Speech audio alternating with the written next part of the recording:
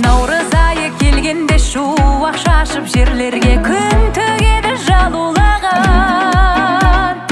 Еріп қары ақпанның келіп сәні бақтардың гүл береді сұлулығы.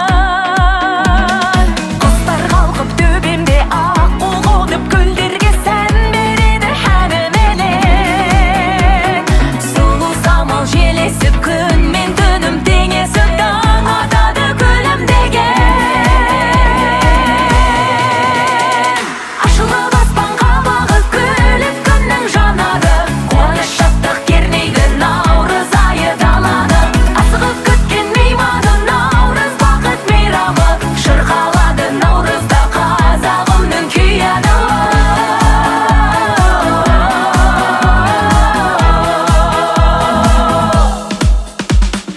Аманаты бабамның салт дәстүрі, анамның жетті тағы төрімізге. Тәй-тәй басып қадамын келді міне жаңа күн бағын алып елімізге. Ақ дастархан жайылып қымыз шұбат қойылып артады мол берекеміз. Ал құрметті көпшілік шіркін ауылының тұрғындары, мына ұлыстың ұлы күні наурыз мерекеміз құтты болсын. Аспаннан жаусын, жерден өнсін, жер тоймай, ел тоймайды дейді. Ал енді Алладан мықты денсаулық сұрап, осы жылқы жылы аянбастан еңбек етейік. Байлар құсап ішіп жейік, хандар құсап киінейік, құл құсап аянбастан тірлік етейік. Ал енді мына онша-мұнша келеңсіз жағдай болса, ескі жылмен қалсын. Әркімнің жетемай жүрген жақсы бір ниеттері бар шығар. Осы жылда со жетемай жүрген жақсы арман ниеттеріңізге жетіңіздер. Ауылымыздың денсаулығы мықты болып, қыздары есті болсын, балдары бақ дәулетті сұсты болсын. Мына еңбек етіп биылғы өткізіп атқан жігіттерге үлкен рахмет айтамыз. Еңбектерін осында елге еңбек ету, жұртқа еңбек ету, бұл сауапкершіліктің ең үлкені. Еңбектерін жансын, жанұяларың аман есен болсын. Наурыздан наурызға аман есен жете берейік, күш қуатты болайық. Жақсы. Ал құрметті қонақтар, мына қадірменді қауым, мына шіркін ауылының тұрғындары, мынау наурыз мерекеміз құтты болсын. Әз наурыз, ақ мол болсын Құда қаласа. Биыл Құда қаласа көктем беріп, еліміз тыныш болсын. Биыл жаңа жылдан бері өзі үлкен жақсы қуаныштар, жақсы үлкен мерекелер барып жатыр. Мына ата заңымыз қабылданды. Мына ата заңымыз қабылданғаны құтты болсын.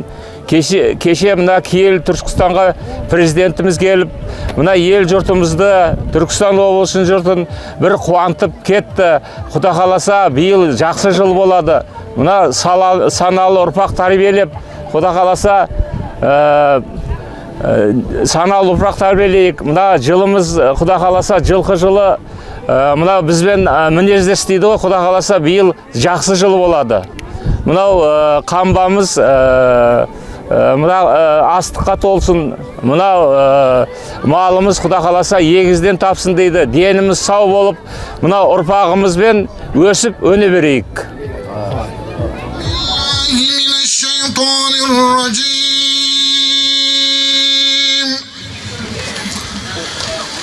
Bismillahirrahmanirrahim.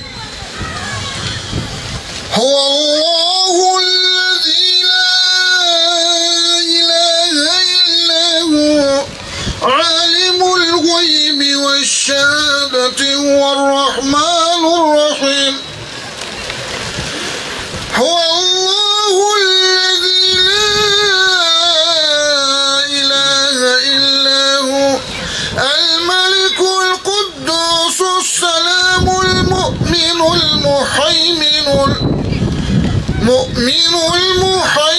العزيز الجبار المتكبر سبحان الله عما يشركون. هو الله الخالق البارئ المصور له الأسماء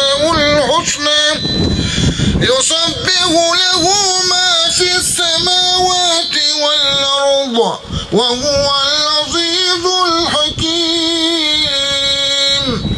صدق الله العظيم سبحان ربك رب العزة عما يصفون وسلام على المرسلين والحمد لله رب العالمين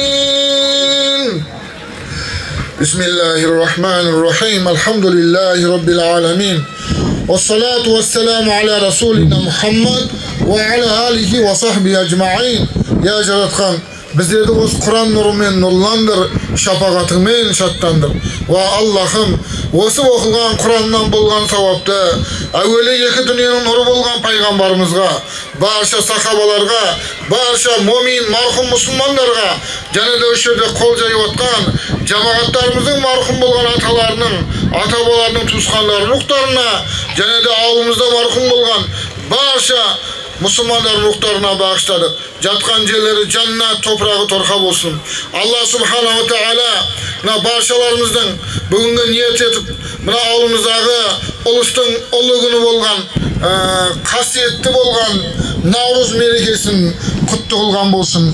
Алла тағала осы жаңа жылымызды жаңа табыспенен, жаңа берекелерменен отбасыларына жақсылық болуын Алла өзі нәсіп қылсын. Алла тағала баршаларымыздың келесі жылға осы Наурыз мерекесіне аман есен отбасыларымызбен жетуін Алла өзі нәсіп қылған болсын. Алла елімізге тыныштық, халқымызға ынтымақ берсін. Елімізді сыртқы жаудан, ішкі даудан өзің сақтаған болсын, я Алла. Ауылымыздан, елімізден қарилар, хафиздар, ғалымдар, елін ойлайтын, жерін ойлайтын жомарт азаматтарын көптеп шығуын нәсіп қылсын. Білімді, парасатты, сондай ғалымды меңгерген азаматтар көп шығуын нәсіп қылған болсын. Bismillah, Allahumma Rabbana taqabbal minna innaka antas samiul alim wa tub alayna ya Maulana innaka antat tawwabur rahim. Allah niyetlerimiz kavuşsun. Allahu akbar.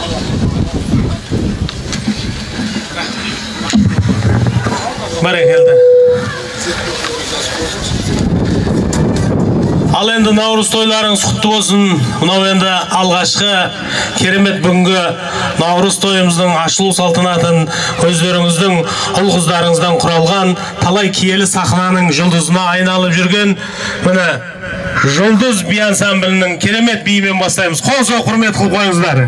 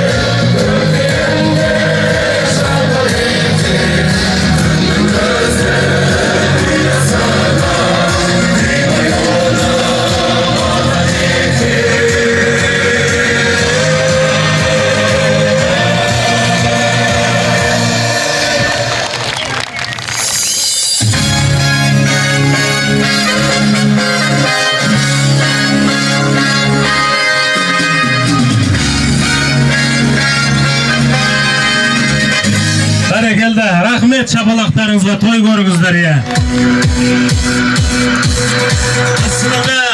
Бісмілда сөз бастаудың көзі болған, жаныма жаратқанның өзі қорған.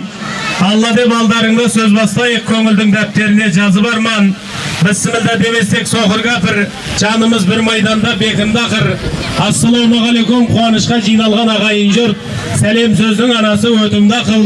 Уағалейкум әссәлем демесеңде, бір шапалақ ұрсаңыздар жетіп жатыр дейміз. Елім десе жүрегім елжіреген, ел тұрса жасқанамын енді неден. Қазыналы қазағым аманбысың, ел едің бесігіңнен ер түлеген. Ассалаумағалейкум қариялар, иілмеген дауылға сен біремен. Армысың жайсан көңіл ағаларым, отбасымның тіреуі сен тіреген. Ағама серік болған жеңгелерім, өмірге талай ұрпақ келді сенен. Ақ жаулықты аналар бармысыңдар, жаулықтары Абылайдың ақ туындай желбіреген десе, қашан көрсең дастарханы жиылмаған, бір Алладан басқаға сиынбаған. Тойларың тойғалассын ағайын жұрт, бүгін дәм қалмасыншы құйылмаған. Өткені осындай той бұрын соңда шіркіндіктерден басқасына бұйырмаған. Ассалаумағалейкум, Наурыз мейрамы құтты болсын ағайын.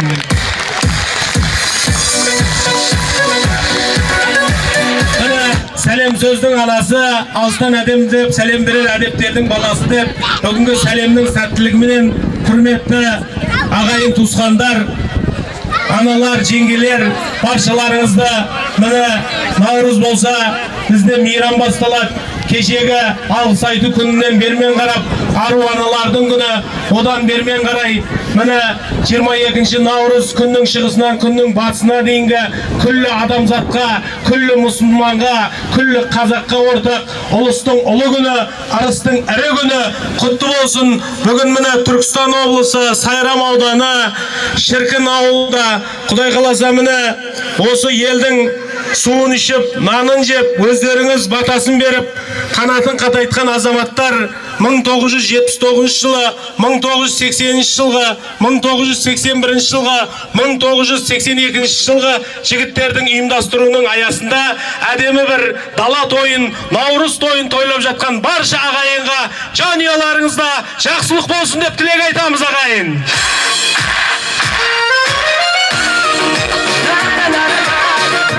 Қазақ қашанда батаменен бірге жүрген халықпыз.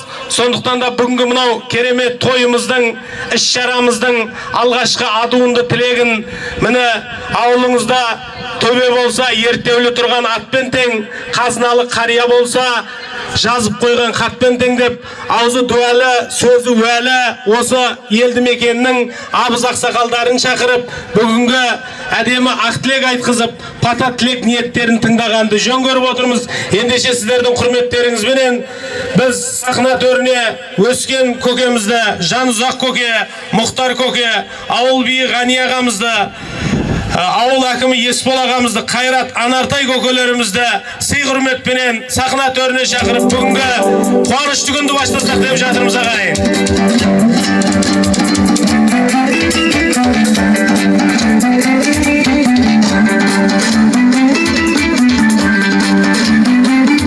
Қазыналы қарияларымыз келіңіздер міне.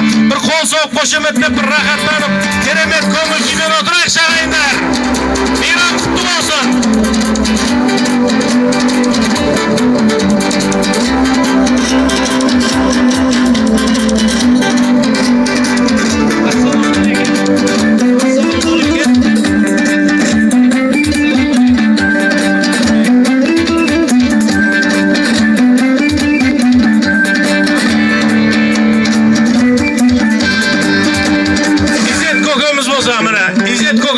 Той төріне келсін, Изет көке.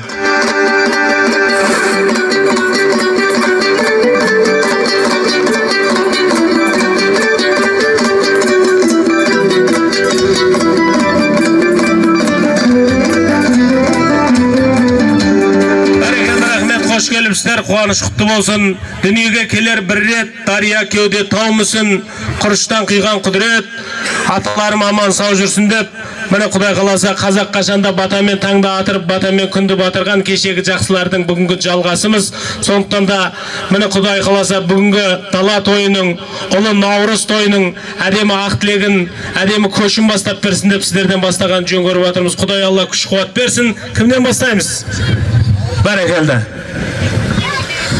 Ал құрметті көпшілік, ұлыстың ұлы күні мына Наурыз мерекеміз құтты болсын. Құт берекесімен келсін. Аспаннан жаусын, жерден өнсін. Жер тоймай, ел тоймайды деген. Құда қаласа осы жылымыз, жылқы жылымыз бір құтты, берекелді жыл болсын. Ескі жылда ауру сырқат, онша-мұнша келеңсіз жағдай болатын болса, ескі жылменен қалсын.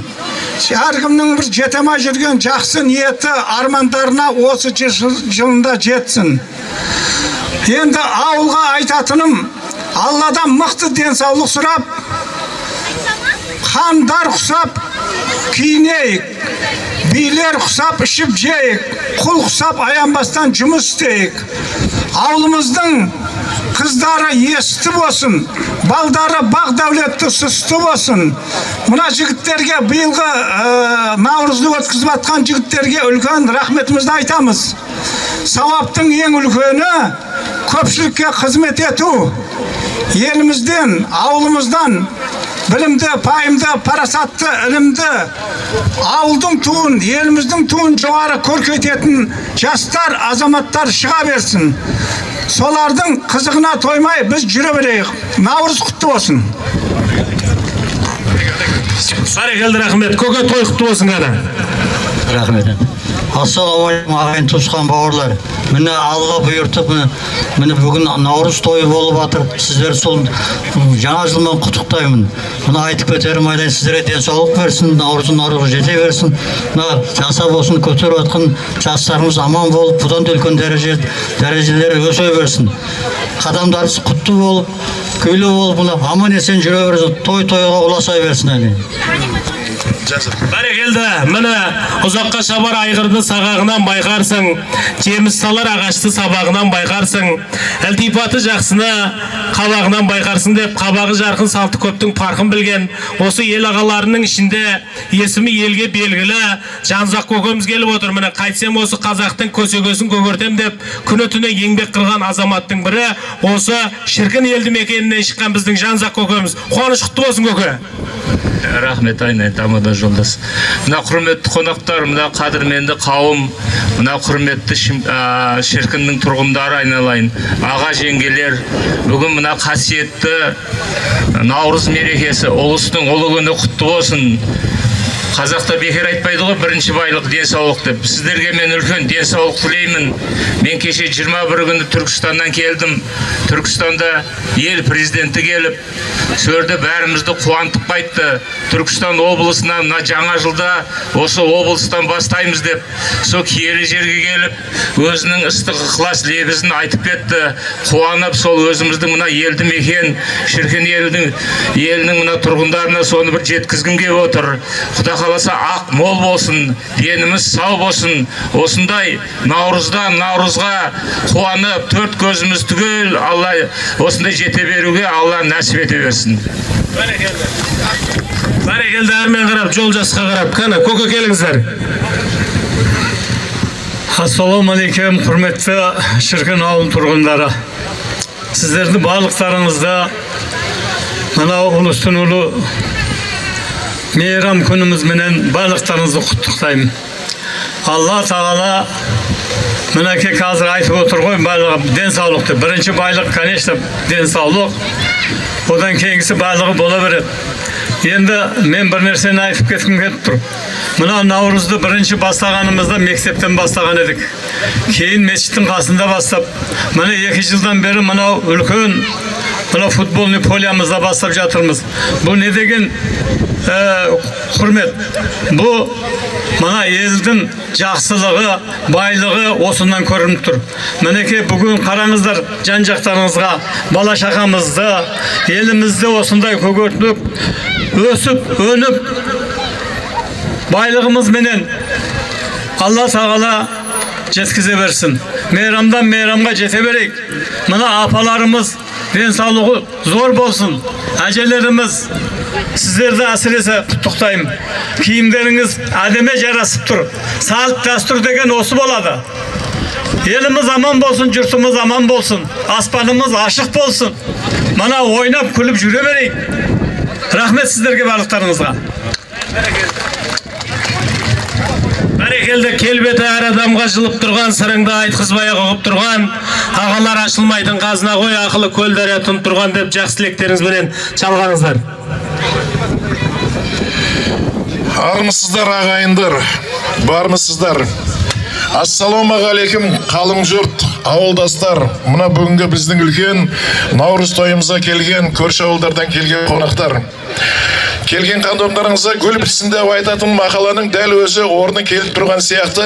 Мынау Наурыздың алғашқы жаңа жылдың мерекесі, барлық нәрсе көгеріп, өніп, өсіп, мал төлдеп дегендей, осының барлығы осы баяғы атам, бабамнан қалған әдемі бір дәстүрлі мерекеміз. Олай болса, мерекелеріңіз құтты болсын. Мерекеден мерекеге, төрт көзіміз түгел жетуге Алла өзі нәсіп етсін. Барлықтарыңыздың үйлеріңізге, отбасыларыңызға, ағайын туған дәулеттеріңізге ырыс дәулет, бақ береке, әрқашанда жақсылық және бірінші байлық, денсаулық дейді. Денсаулық тілеймін. Тойларыңыз, жаңа жылымыз құтты болсын, мерекелеріңіз құтты болсын. Бәрекелді. Қайырлы күн, қадірменді ауыл тұрғындары және құрметті қонақтар. Мына бүгін біздің Шіркін ауылында керемет Наурыз мерекесі өтіп жатыр. Ол әрине біздің ауылдың жастары ұйымдасып, осындай бір Наурызды өткізіп жатқан жағдайы бар. Осы жастарымызға үлкен рахмет айтамыз. Осы жалғаса берсін. Өз үрдіс болып қалды. Осы 15 жылдан бері ауылымызға үрдіс болып келе жатыр. Сол үрдісіміз жалғасын таба берсін. Ал енді осы тұрған көпшілікті бүгінгі жаңа жыл мерекесімен құттықтаймыз. Жаңа жыл құтты болсын. Баршаңызға бақыт, ынтымақ, бірлік, ауылымыз әрдайым көркейіп, ынтымақта, бірлікте болуды Алла нәсіп еткен болсын. Алла елімізді сыртқы жаудан, ауылымызды ішкі даудан сақтасын. Ұрпағымыз өсе берсін. Осындай мерекеде мереке төрт көзіміз жетуді Алла нәсіп еткен болсын. Рахмет. Бәрекелді. Тасты жарып гүл шықса, жақсы үміттің белгісі. Жастар келіп, елдің қамын ойласа, жақсылықтың белгісі деген ағайын. Міне бүгін осы Шіркін ауылдық округінің мерекесіменен бірлігін ойлап, жаста болса бас болып, міне тірлігін, туралығының аясында қызмет қылып жүрген мынау Ғани ағамызға бір қол соғып қошеметтеп қойыңыздар. Бәрекелді. Ауыл биі. Рахмет. Ассалаумағалейкум, құрметті ауыл тұрғындары, құрметті қонақтар. Мына бүгінгі ұлыстың ұлы күні Наурыз мерекесі баршамызға құтты болсын. Құдай қаласа деніміз сау, еліміз аман, жұртымыз тыныш. Келесі жылғы мерекеге аман есен төрт көзіміз түгел жете берейік. Осында айтылып кеткен аталарымыз, ауыл ақсақалдарының тілектерінің бәрі қабыл болсын. Иншалла деніміз сау, жұртымыз аман, ауылымыздың ауыз біршілігі мықты бола берсін. Құдай қаласа барлықтарыңызға жақсылық, мерекеміз құтты болсын. Бәрекелді. Айтқан тілектің бәрі үшін, айтқандарыңыз иншаллах періштенің құлағына шалынсын. Осы елді мекенде әрдайым той болып, бақ-қарып қыдыр дарысын. Әдемі ақ тілектің тізгінін ағытқан аталарымызға қазақ ски шапандар жабылсын, Шіркін ски шапалақ қағылсын ағайындар.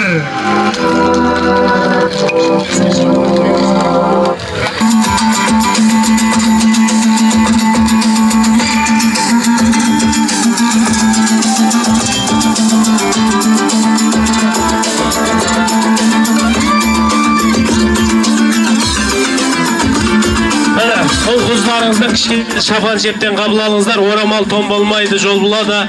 Дегенде сыйлықтың ең үлкені сол болады деген. Құдай қаласа елдің ағаларын сыйлаған міне осы ұйымдастырушы інілеріңіздің, бауырларыңыздың атынан арнайы Құдай қаласа шапан шақтық. Қабыл алыңыздар.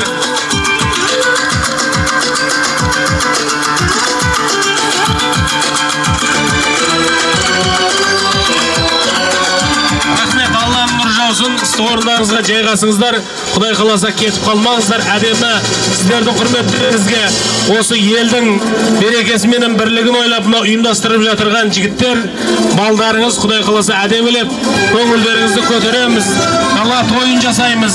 Құдай қаласа ел халқымызға қуаныш сыйлаймыз деп отыр. Сондықтан да әдемілеп көңілде отырып, бір тойда жақсылықта отқандай бір рахаттанып, қуанып, қол соғып отырыңыздар ағайындар.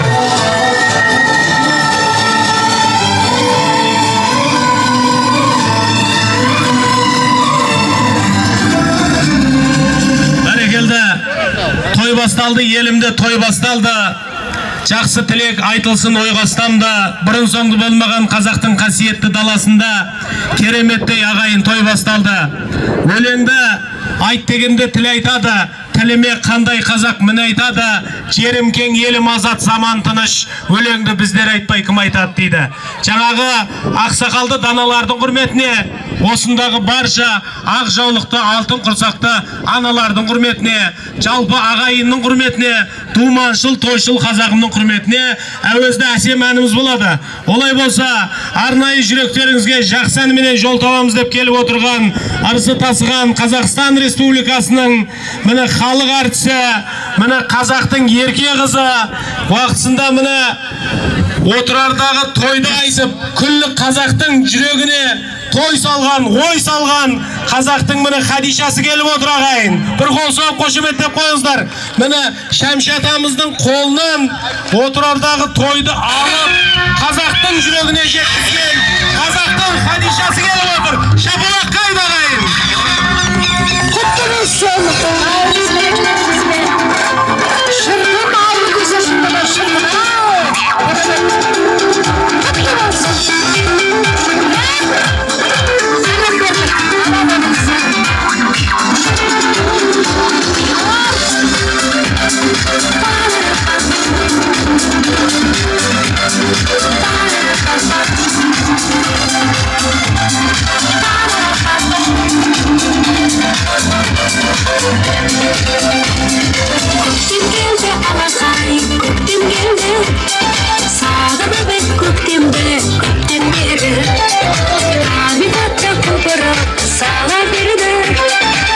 Шешеден жайқалып көк пердені, арманыма жеткендей алғыстағанам, әр жүректе қуаныш қауышарған. Құтты болсын туған ел, құтты болсын, ұлы күні ұлыстың, наурыздың ма, наурыздың ма.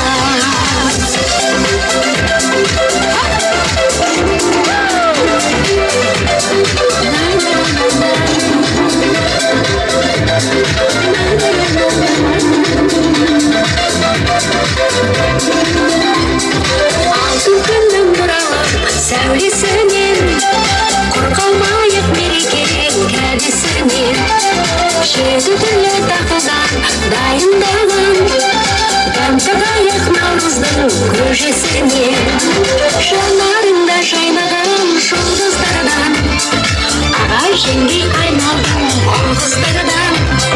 Бола берсін шаттыққа қуанышың, бола берсін тамаша наурыздың ма, наурыздың ма.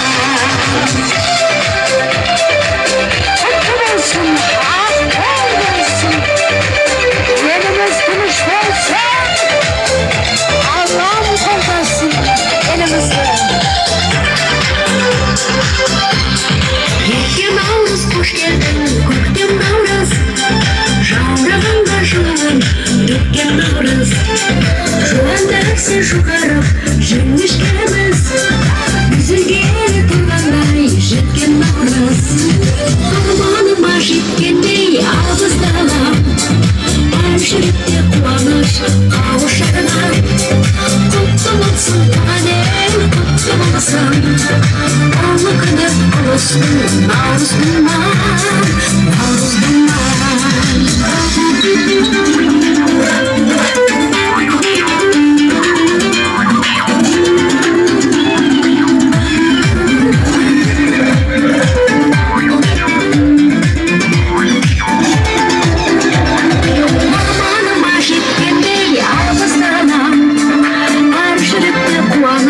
Қауышарған.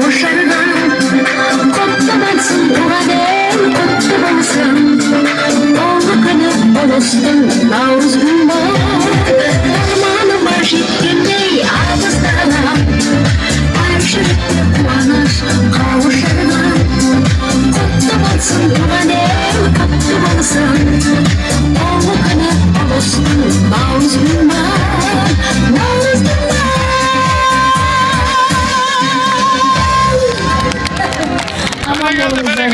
мерекеден мерекеге бағаласы жете берейік. Келесі тыңдайтын әндеріміз қазақ елі деген әнді қабылдаңыздар. Еліміз көркейеміз, өсеміз. Аппақ астын аналарымыз айналайын, қандай керемет кимешек жарасын. Аталарымызға, ағаларымызға сәлем беріп, аман болыңыздар. Қызғалдақпен құлпырған қама мені гүлдене бер туған жер қазақ елі имандылық жолына жетелеген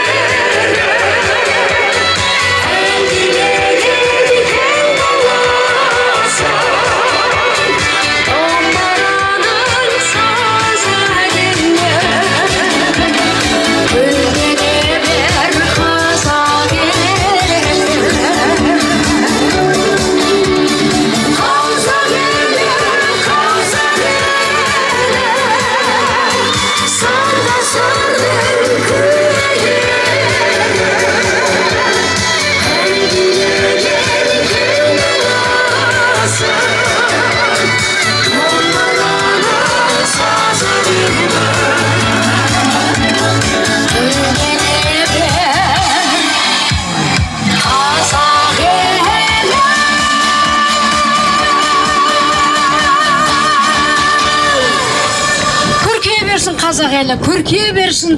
Шіркін ауылы, шіркін десе шіркін. Мейрам құтты болсын. Иә, рахмет, рахмет. Қуаныш құтты болсын. Бірге Құдай болсын. қаласа енді қазақтың Хадиша Шалабаевасы көріп отырсыздар. Енді елдің жүрегінде сіз мына жерде апаларым айтып жатыр. Хадиша жүрген жерде Хадишаны көрсек отырардағы Ойбай, ол дайындау керек қой. тойды Иә, қазір есімізге түсіреміз деп жатыр да. Рахмет, Шамшағамыздың соңғаны, менің алғашқаны, мені Қадиша еткен солан ғой. Қазір мен операторыма неғылай, оға дейін бишілерді билеп, келесіне де шығады. Соны өтініш қылып жатыр, мына халқына апамдар айтып жатыр да. Енді Хадишаны бұдан кейін қашан көреміз деп жатыр да, соны түсіндіріп айтшы деп жатыр. Әнді операторды дайындаусын. Апа, дұрыс па? Отырар разговор жоқ, киелі жер, бірақ бізде шіркінбіз. Құдайға шүкір киеліміз деп. Дайын ба отырардағы тойды айтсыншы деп. Жақай апам, апа, дұрыс па? Айт дегеніңіз бәрін Орындаймын. Қазір бишілерді жібере беріңіз, оға дейін әндерін дайындай береді. Болды. Қол соң қошеметтеп қойыңыздар. Хадиша Шалабаева. Мынау енді Мынау енді құрметпенен сіздердің құрметтеріңіз үшін арнайы кіп-кішкене осы Сайрам ауданы Шіркін елді мекенінің ұл-қыздарынан құралған біздің сұлуда сымбатты талай киелі сахнаның жұлдызына айналған жұлдыз би ансамбліне кезек береміз. Құрмет қылып қойыңыздар.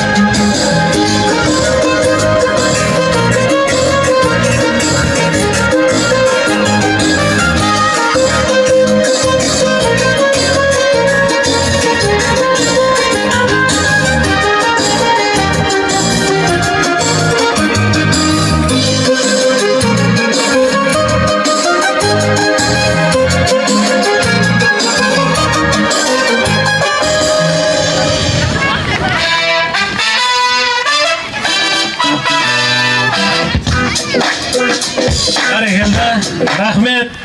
Енді көңілдеріңіз көтеріңкі отсын. Құдай қаласа мына сіздердің құрметтеріңізге мынау арнайы осы ұйымдастырушы азаматтар неше түрлі әншілерді шақырып, Құдай қаласа бүгін барынша осы аналарымыздың, аталарымыздың көңілін көтеріп, елімізде бір кереметтей мынау той қылып өткіземіз деген ниетіміз бар. Біз енді сахнаның төріне осы Түркістан облысы Сайрам ауданы Шіркін ауылы аппаратынан келіп отырған Олжас мырза болса бір құрметпен қошеметпен сахна төріне шақырып қояқшы мінекей.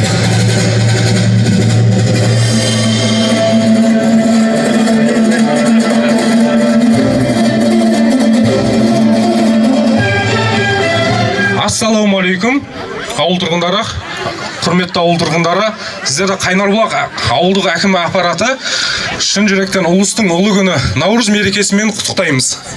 Қайнарбұлақ ауылдық әкімі аппаратының атынан осы ауылда Наурызға белсенді кәсіпкерлер, әже апаларымыз бар еді. Әкімшілік атынан марапаттауға рұқсат етіңіздер. Қошемет!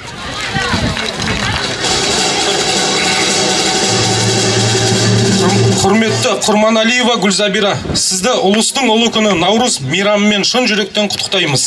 Сіз ел бірлігі мен халық игілігі жолында аянбай еңбек етіп, парасат пайыңызбен, өмірлік тәжірибеңізбен көпке үлгі болып келе жатқан жансыз. Осы жарқын мереке сізге зор денсаулық, ұзақ өмір, отбасыңызға амандық, шаңырағыңызға құт береке әкелсін. Құрметпен Қайнарбұлақ ауылдық округ әкімі Есбол Дүйсебаев. Бәрекелді!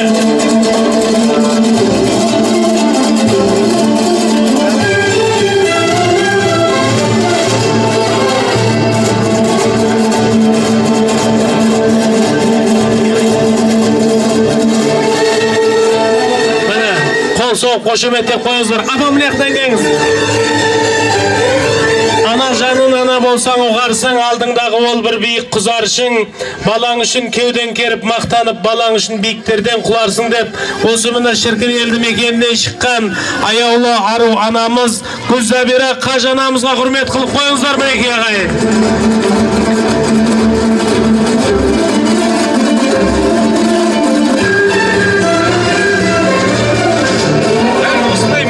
Құрметті Мербек Бақыт ағамызға кәсіпкер шын жүректен құттықтаймыз.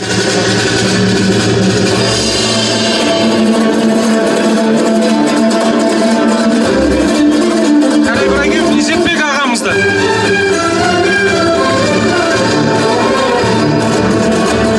Тегенов Саматхан ағамызды Наурыз мерекесімен құттықтаймыз.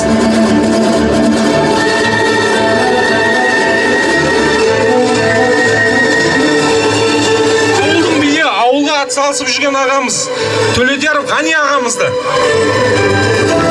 айғайлап деп шапалақ ұрып отыратындар бар ма? Ондайлар қайтып кетті ма?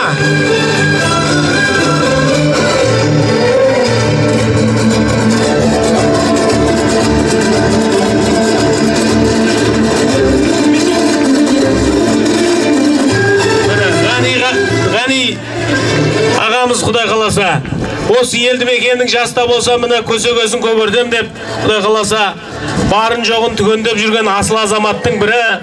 Бақыт ағамыз келмеді ма? Бір естелікке суретке түсіп алайын. Бер жақындап тұрыңыздар естелікке.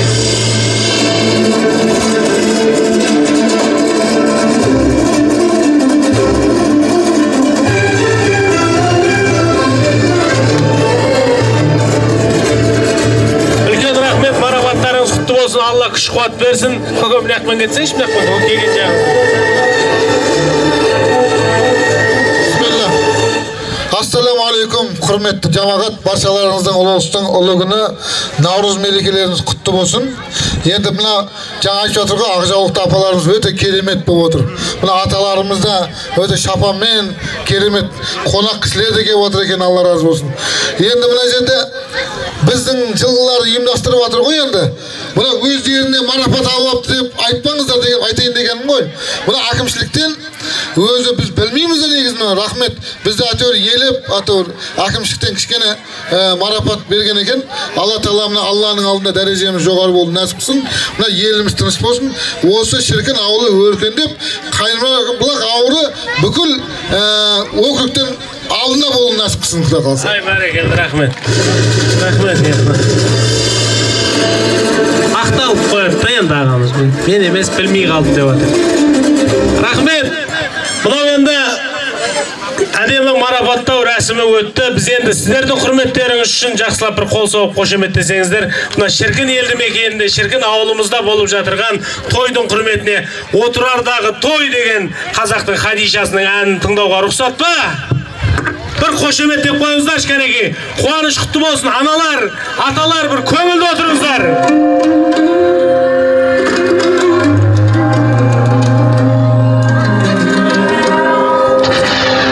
Ал аналарымыздың құрметіне мынау үлкен наурызды ұйымдастырып жатқан 79-лардың құрметіне рахмет. рахмет. Той көріңіздер. Аман болыңыздар.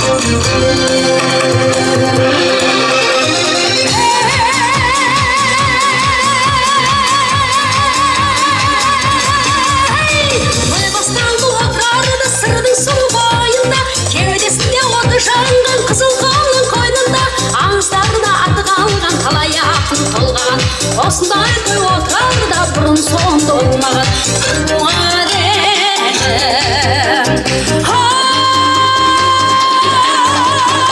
өскен жерім асқар берім сенсің әнім менің сәнім менің алақандай аялаған арманымда өзіңсің ақ тілегің аямаған сендегі жас бәрінің қуанышы мол болсын қазағымның әр елінде дәл осындай той болсын отырардың күнәмінен қайтуды жаңғырып шулап жақты ұлылығым барлық аймақ атырап әнмен бірге тербетімем күймен бірге толғанам осындай той отырарда бұрын соңды болмаған туған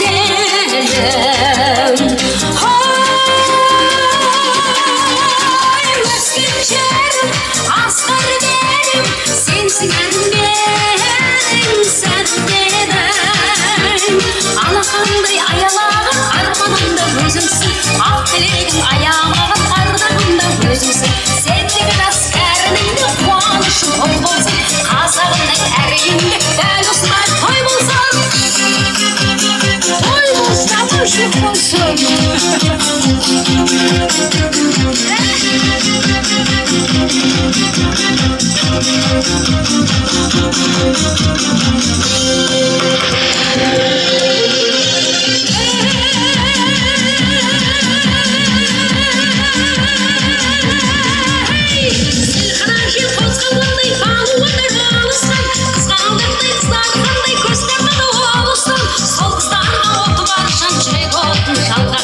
осындай той отырарда бұрын соңды болмаған туған елім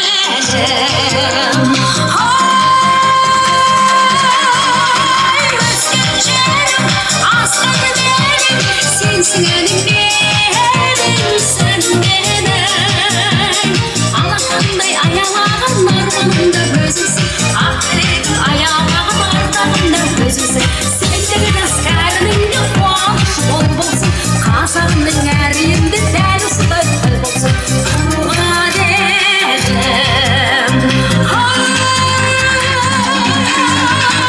өскен жерім асқар берім сенсің әнім менің сәнім менің алақандай аялаған арманымда өзіңсің ақ тілегің аямаған ардағымда өзіңсің сендегі жас кәрінің қуанышы мол болсын қазағымның әр елінде дәл осындай той болсын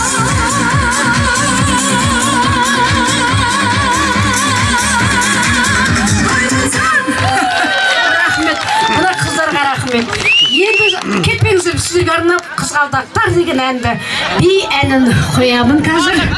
Фарида әпшемнің құрметіне осы жерде тұрған кеттік.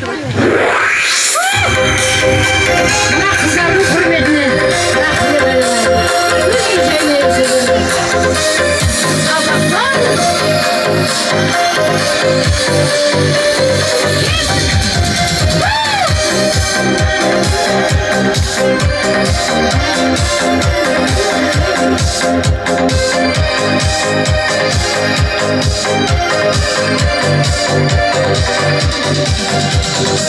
әлемде гүлдердің алау шашқандай бірақ әсем гүлдер жоқ қызғалдақтардай қырдың гүлі қызғалдаққа балап барым осы әнімді ерге дайым саған арнадым қырдың гүлі қызғалдаққа балап барым осы әнімді ерге дайым саған арнадым таңдырымен гүл жарасың самалмен ырғалысың күн ерекше нұрланысың қызғалдақтардай самалмен ырғалысың күн ерекше нұрланысың қызғалдақтардай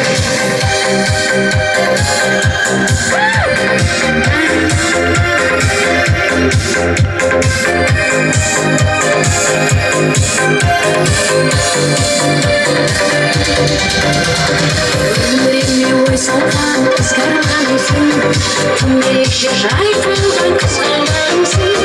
Қырдан бері қызғалдаққа барып осы әнімді ерке дайым сарады қырдан бері қызғалдаққа барып осы әнімді ерке дайым сарады таңдарымды жарасың самал жеңіл барғансың тым ерекше алғансың қызғалдаққа таңдарымды жарасың самал жеңіл барғансың тым ерекше алғансың қызғалдаққа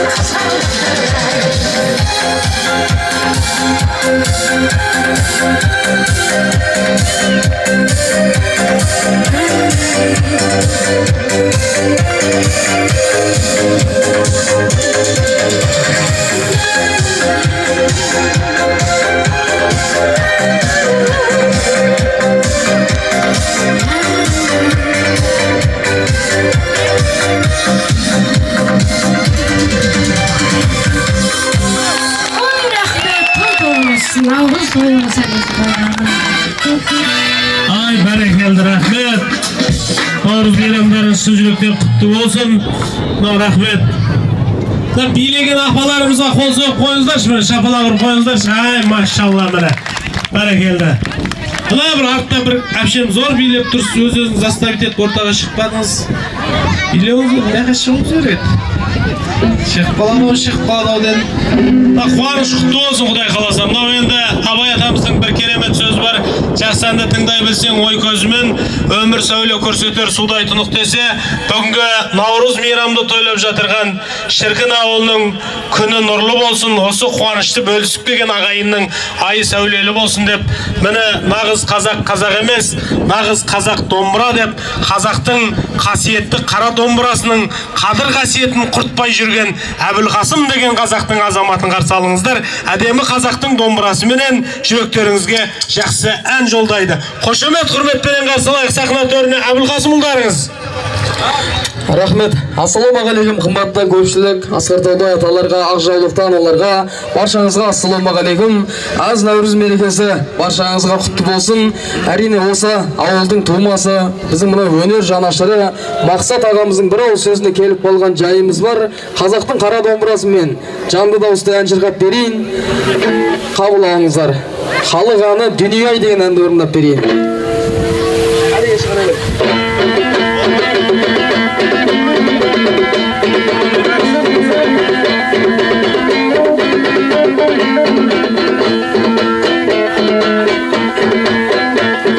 Айт дегенде өлеңді аңырмай мынау күлден ашқан аққудай мамырлаймын ей дүние-ай. Қайда жүрсең жақсының жаныңда мынау іздегенде жаманға табылмаймын ей дүние-ай. Берекеміз ай, арта берсең ағайын, берекеміз ай, берекеміз ай, көңіл дархан ай, дүние жалған ай, осының бәрі ағайын сенің арқаң ай, сенің арқаң ай. Әншілердің серігі домбырамай-ау, тарта берсең домбыра молдырамай ей дүние-ай. Домбыраны баппенен қолға алып-ау, шарықтата әнге сал молдырамай ей дүние-ай. Бәріміз бірге айтайық. Мерекеміз ай, берекеміз ай, арта берсін ағайын. Мерекеміз ай, берекеміз ай, көңіл дархан ай, дүние жалған ай, осының бәрі ағайын сенің арқаң ай, сенің арқаң ай. Мерекеңіз ай, берекеңіз ай, арта берсін ағайын. Мерекеміз ай, берекеміз ай, көңіл дархан ай, дүние жалған ай, осының бәрі ауылдастар сенің арқаң ай, сенің арқаң ай. Ой, рахмет баршаңызға, Алла разы болсын. Енді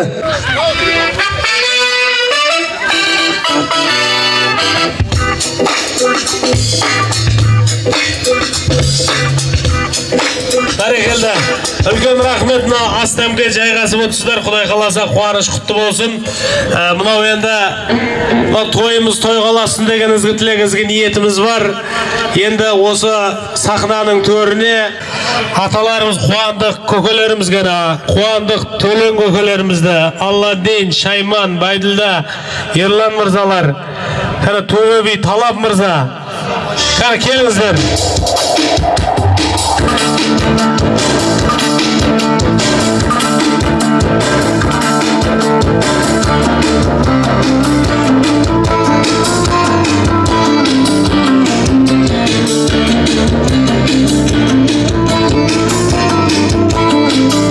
Бәрекелді. Міне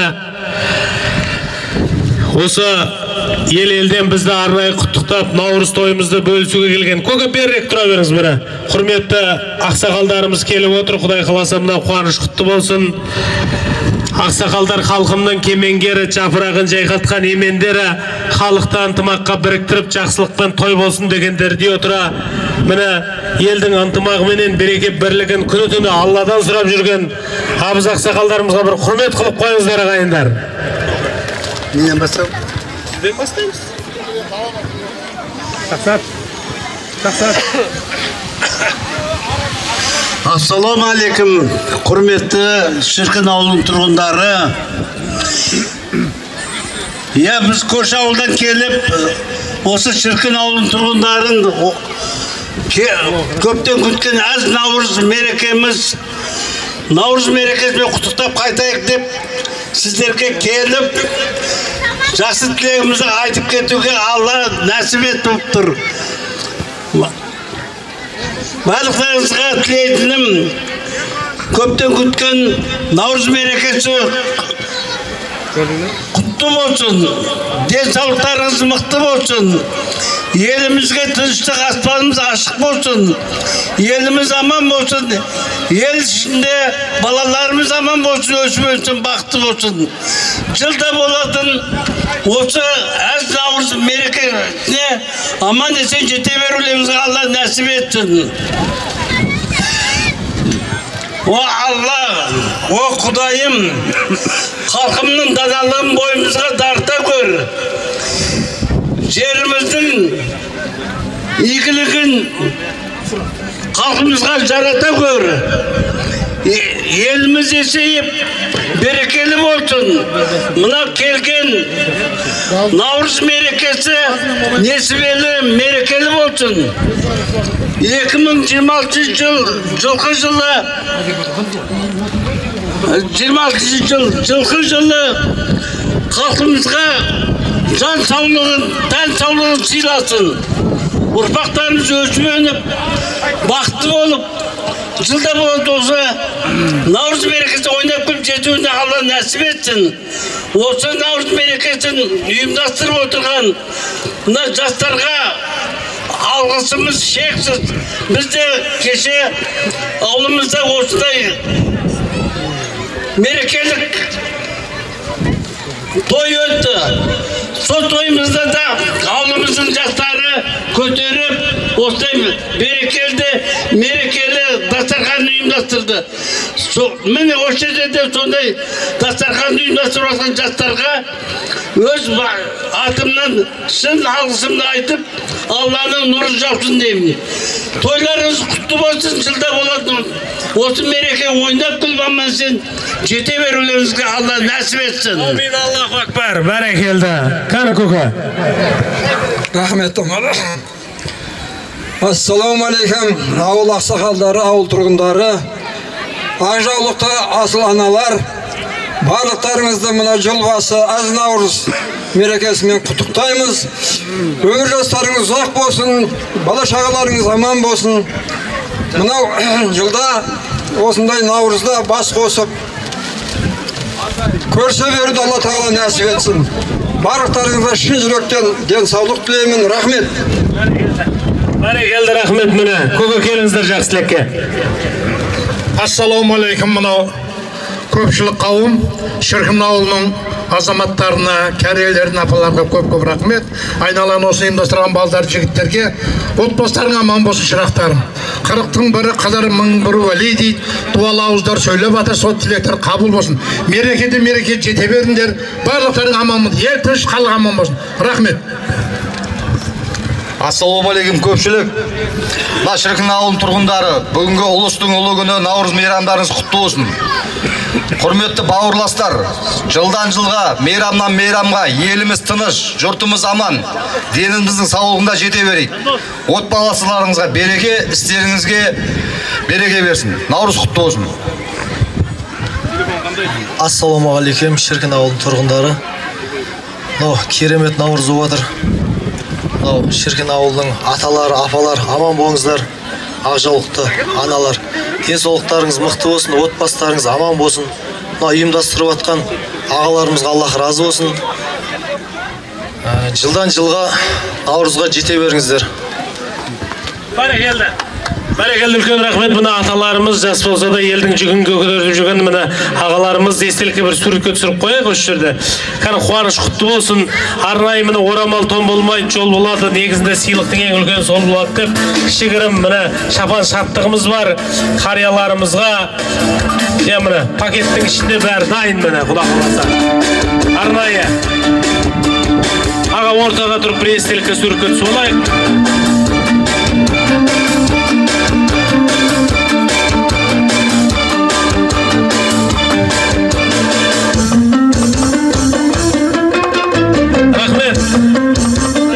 Алланың нұры жаусын, рахмет.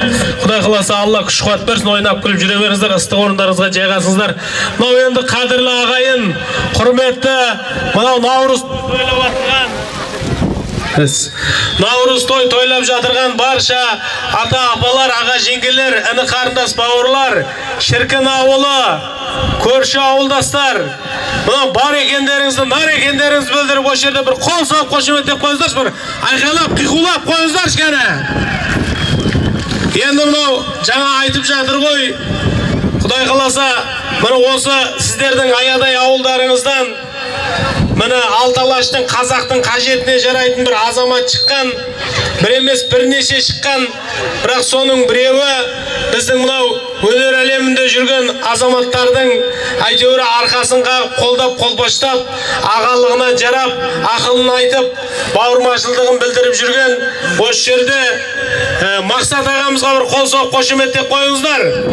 Енді осы Мақсат ағамыздың елінде той болады, жақсы болық болады дегенді естігенде, мынау үйінде қарап отыра алмай ақындар келіп отыр. Мына қазақтың талай-талай қуанышын, жақсысын, жаманын жырлап, мынау елдің ықыласына бөленіп жүрген арнайы сіздердің құрметтеріңізге міне Мақсат ағамыздың ауылында болып жатырған қуанышты сыйлап келіп отырған міне Сайрамның саңлағы деген аты бар Мырзабек Жандос ұлдарыңызды бір сахна төріне қошеметпен шақырамыз кәнекей.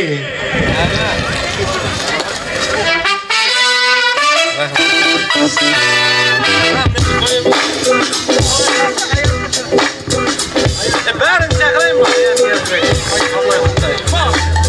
Бәрекелді. Бұл енді ақындар біреу ғана емес, мына Жандос Мырзабеков деген ұлдарыңыз болса, қасына мына Аян Ниязбек деген тағы бір ақиық ақынымыз келіп отыр. Bir қол соғып құрмет қылып қойыңыздар ағайын. Иә, екеу алдарды болып шабат бүгін Құда қаласа, парламент бәрекет қылады енді. Мына жерде Абылай Құлтай деген қазақтың ақиық ақыны тұр. Ол енді осыларды дайындап шамал бүйтіп реттеп грим сондай. Оның тірлігі бүгін. Әбеке! Нұрлыханды айтсам деп тұрмын. Кеңдер екеуіңді дедіш, екі ақын деп қалмасын кәні. Мақсат ағамызды қолдап, қолбаштап, мынау елде отқан қуанышқа арнайы құтты болсын айтып келіп отырған Жандос Мырзабеков, Аян Ниязбек, Абылай Құлтай, Нұрлыхан Палуан. Қошеметтеріңіз айды.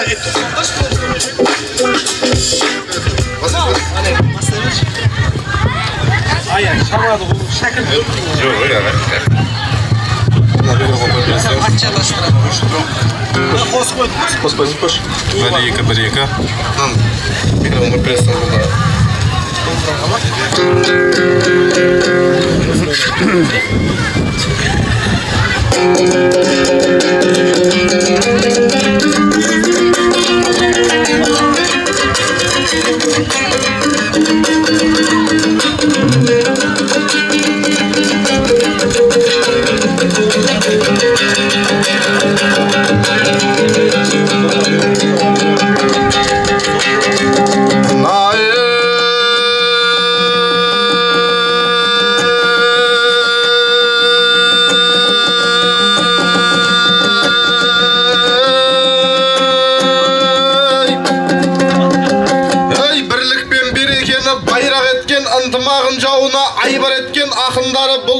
Сайрап өткен, батырлары қылышын қайрап өткен, ассалаумағалейкум сәлем дестім, шіркінде тұратұғым бай қазақпен.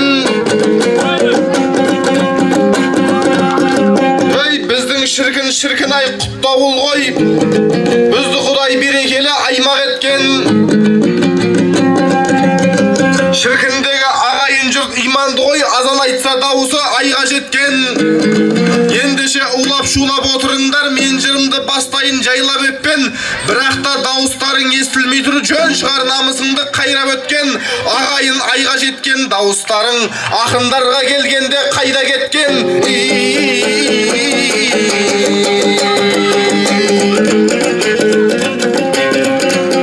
Мына той берекелі жиын екен, жиналған шіркіндегі дүйім екен. Осындай керемет той болып жатқандығы, ол мынау аталардың пейіл екен, ол мынау аналардың мейір екен. Атыңнан айналайын ақсақалдар, абыройларың таудан да биік екен. Атыңнан айналайын аналарым, сендерді өз анамдай сүйіп өтем. Басқа шіркіндік ағайынға басым аман болса да иіп өтем.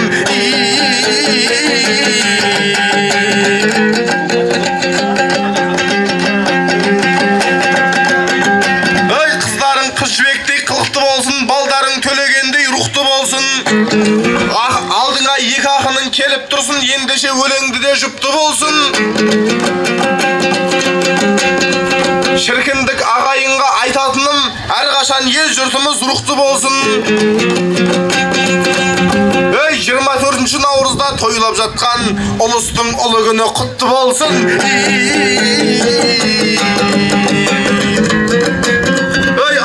Алдыңда ақын аян елжіреп тұр, мінеке екі көзі мөлдіреп тұр.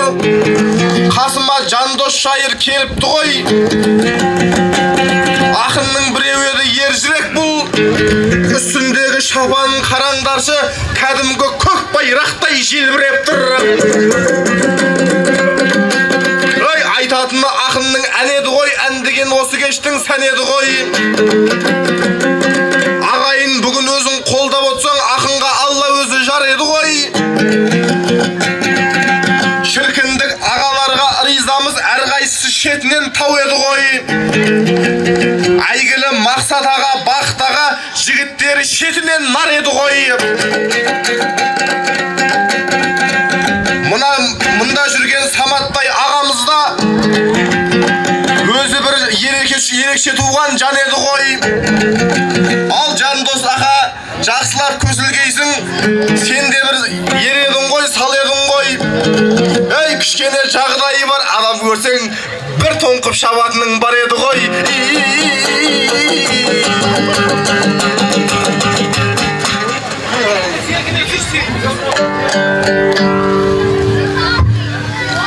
Ал, палау келіп жатыр, ағайын, астарыңыз дәмді болсын.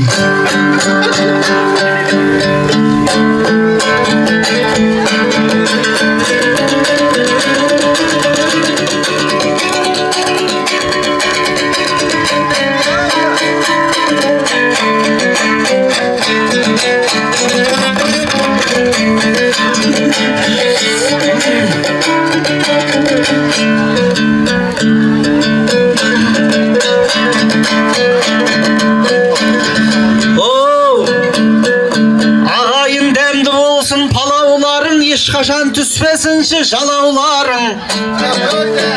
Ниет қылып ас берген ағаларым, иншалла қабыл болсын амалдарың. Бұл игілік оң бастама емес беді, оңынан болып жатыр қадамдарың. Мінеки бізде риза боп қалдық қой, шіркіннің көрген кезде адамдарын. Ассалаумағалейкум аталарым, аман ба ақжаулықты апаларым. Сіздер соққан ал енді шапалақтан кәдімгі көлік құсап оталамын. Ассалаумағалейкум деп тұрмын ғой, уағалейкум болсыншы шапалағың ай.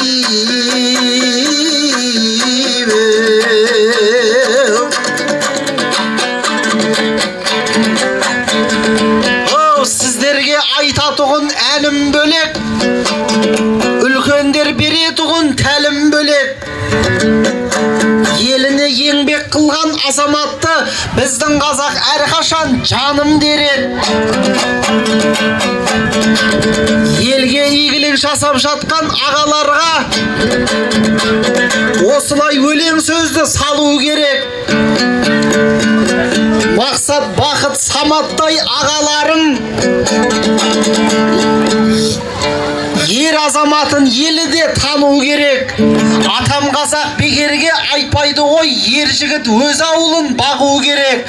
Кіндігі тамған жерге азаматтың маңдайының теріде таму керек ай.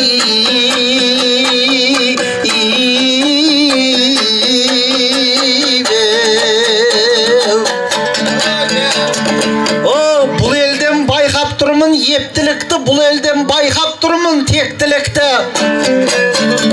Осы ауылға игілік жасап жатқан шіркіннен байқап тұрмыз көп жігітті. Алты бақан салдырған Бақыт ағам, алты бақан салдырған Бақыт ағам осы елге игілік жасаймын деп ниет қылыпты. Бір ауылдың бақытты болуына негізінде бір бақыт жеткілікті ай.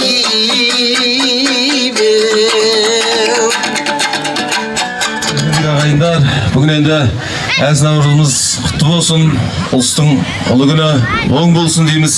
Әрине Қалқаман Сарин ағамыз өзінің жұбайына арнап жазған Арқаның аруы Айсұлу деп аталады. Барша аяулы аналарды өткен мерекелеріңізбен құттықтаймыз. Әні Индира Елубаеванікі. Мереке құтты болсын ағайын. Ал маэстро.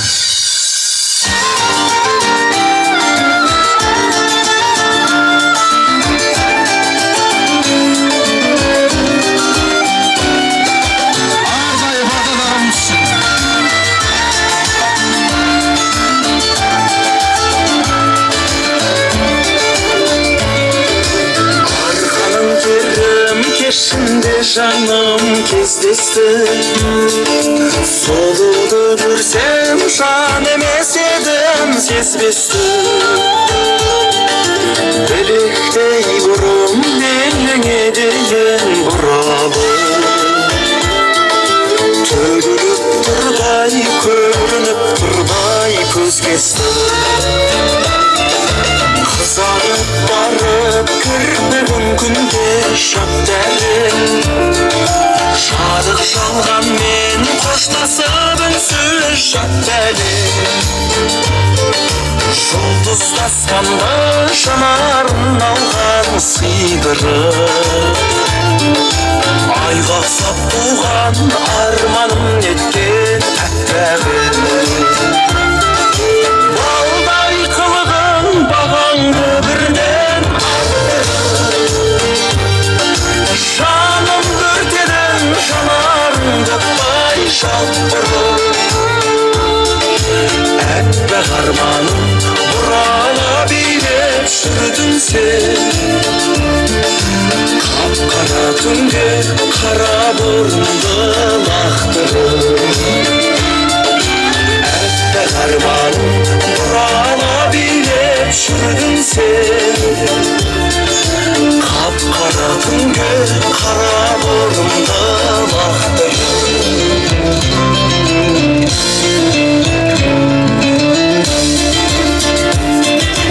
Балауса сезім көңілге сеңіп балдаймын, батқан күнменен кеткендей көшіп бар қайғы. Жүзіңнен сенің үзіліп түскен нұрменен, үлбіреп тұрған үміттерімді жалғаймын. Шығарсың менден мұңмен сен, шіркін-ай саған аспаннан үзіп гүл берсең. Тоқтымық түнде бір жұлдыз ағып түскенше, арман жоқ саған сертімді беріп үлгірсең. Тоқтымық түнде бір жұлдыз ағып түскенше, арман жоқ саған сертімді беріп үлгірсең.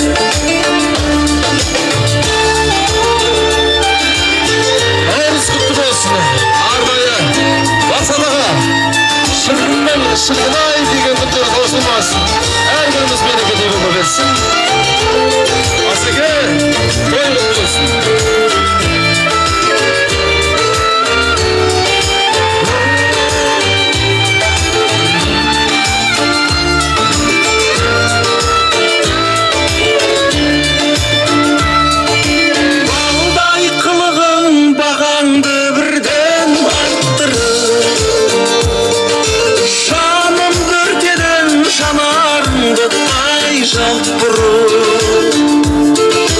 Әппақ арманым бұрала билеп жүрдің сен, қап-қара түнге қара бұрымды лақтырып. Сыңар боп туған шығарсың менден мұңмен сен,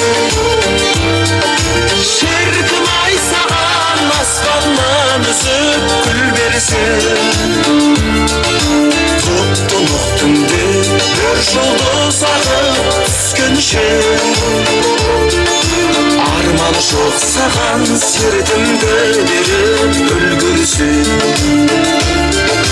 Тоқтымық түнде бір жұлдыз ағып түскенше, арман жоқ саған сертімді беріп үлгірсең. Арман жоқ саған сертімді беріп үлгірсең.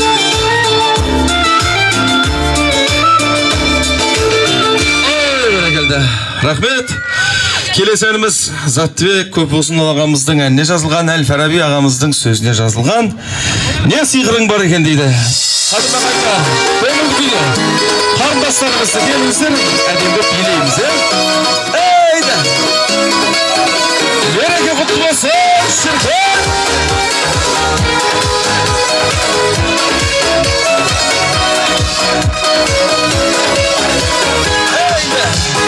Ақылына жарасқан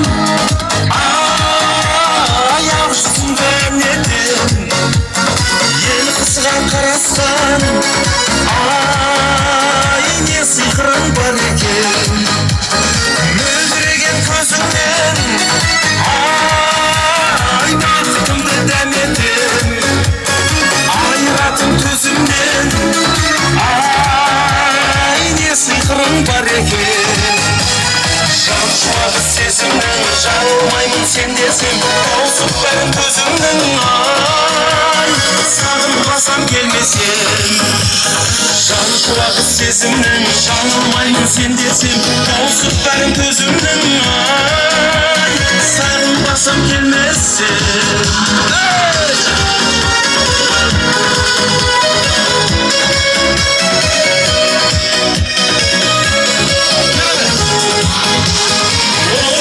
Жүректен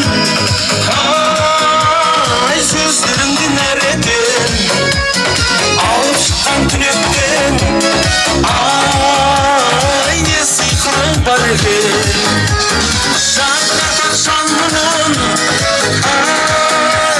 тек бір ғана жан екен, жолықтырған тағдырым не сиқырың бар екен.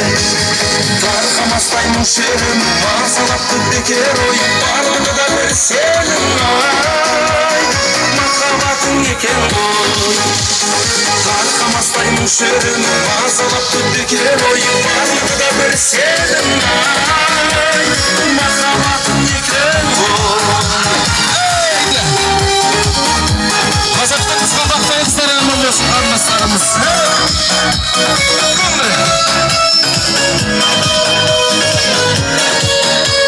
Сахнаға келдік.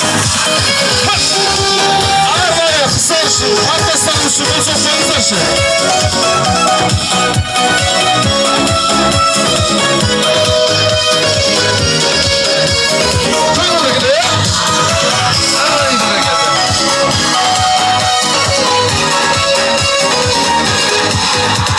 Жан шуағы сезімнің жаңылмаймын сен десем, таусып бәрін төзімнің сағынбасам келмесем. Тарқамастай мүшерім мазалапты бекер ой, барлығы да бір сенің махаббатың екен ғой, махаббатың екен ғой.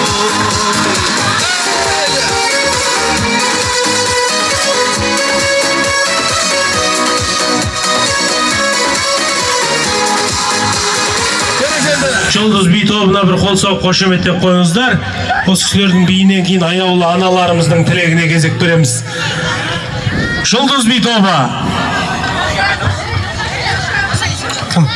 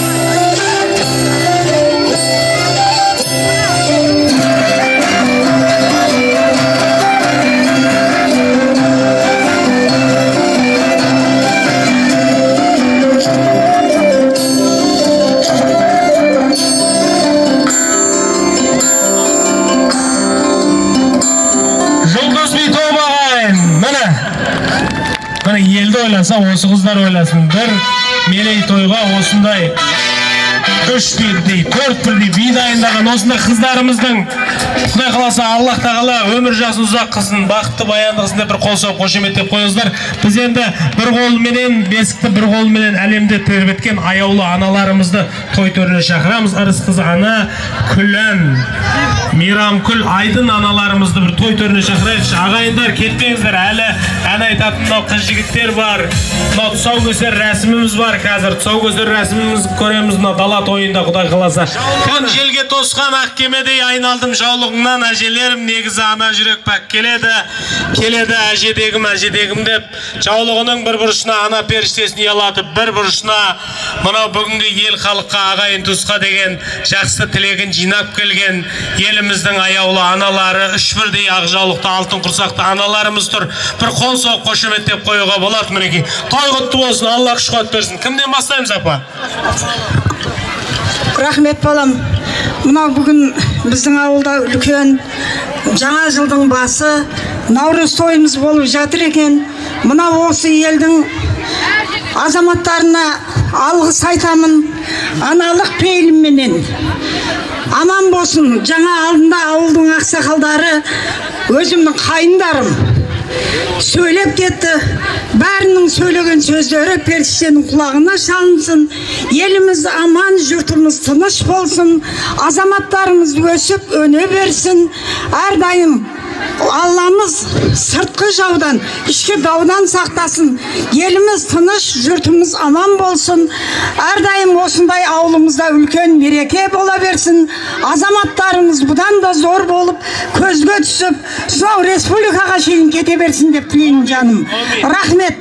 Мына жерге келіп, ауылға кездесек деп жүретін артистеріміз келіп жатыр. Қадиша қызымыз келіп жатыр. Үлкен рахмет айтамыз айналайын. Ауылды сыйлап, үлкенді сыйлап келгендеріңе мың алғыс. Рахмет балам. Бәрекелді, зор қошемет қайда ағайын? Міне, Мекке менен Медине жердің ұшы, алыс сапар дейді ғой барған кісі. Атаң менен ақ жаулықты анаңды аяласаң, Мекке болып табылар үйдің іші дейді. Құдай қаласа күні түні мынау ел ағайынның, ел жұрттың, азаматтардың амандығын тілеп отырған ару аналарымыздың Алла Құдай қаласа өмір жасын ұзақ қылсын деп қол соғып қошеметтеп қойыңыздар. Рахмет, тамады балам. Міне, Құдайға шүкір, мынау жылына бір келетін әз Наурыздың мейрамына аман есен жеткеніміз, міне көктемнің күн шуақ жазындай жақсы күні болып жатыр. Мынау тойымыз тойға ұласа берсін. Осындай Наурыз мейрамға аман есен жылдан жылға жете берейік. Мынау жастарымыз аман болсын, осыны ұйымдастырып жүрген айналайын жас балаларымыз, келешегі бар, болашағы бар ұрпақтарымыз аман болсын. Осындай тойларды жылда өткізіп жатыр. Біздің шіркінімізде жылда той болады. Құдайға шүкір. Мына да бала сізге де рахмет, келген әртістерімге, мына айтыскер жас ұрпақтарға бәріне алғысымыз шексіз. Бізді қуантып атсындар. Көңіліміз көтеріліп, сондай мәртебеміз биікке жетіп отыр айналайын. Мына біз бір қолымызбен бесік тербетіп, бір қолымызбен әлемді тербеткен аналарымыз. Мына Құдайға шүкір. Мына жастарымыз, келешегіміз осы нені билеп, осындай жақсы күндерді өткізетін. Солардың қызығына тоймай ортасында апа, аталар аман боп жүре берейік жылда, Құда қаласа. Мына өзім медикпін ғой, биылғы жылқы жылымыз құт береке әкелсін елімізге.